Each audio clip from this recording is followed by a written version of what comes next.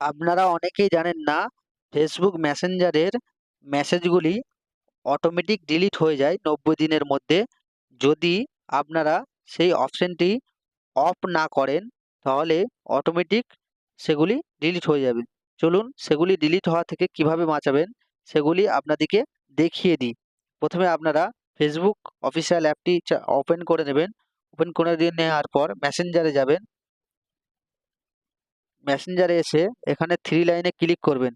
Click করার পর এখানে দেখবেন সেটিং অপশনটি আছে। এই সেটিং অপশনটিতে ক্লিক করবেন। ক্লিক করার পর নিচের দিকে আসবেন। নিচের দিকে এসে দেখবেন এখানে লেখা আছে প্রাইভেসি অ্যান্ড সেফটি। এখানে ক্লিক করবেন। ক্লিক করার পর এখানে নিচের দিকে আসবেন। এসে দেখবেন লেখা আছে এন্ড টু এন্ড চ্যাট। এটিতে ক্লিক করবেন। ক্লিক করার পর এখানে দেখা আছে দেখুন মেসেজ স্টোরেজ। এখানে ক্লিক করবেন। ক্লিক করার পর এখানে নিচের দিকে আসবেন। লেখা আছে দেখুন লো স্টোরেজ মোড। এটা অফ করে দেবেন। অন করা আগে থেকেই থাকবে। এখানে যদি অফ না করেন ৯০ দিনের মধ্যে আপনার স্টোরেজ যদি ফুল থাকে অটোমেটিক মেসেজগুলি ডিলিট হয়ে যাবে।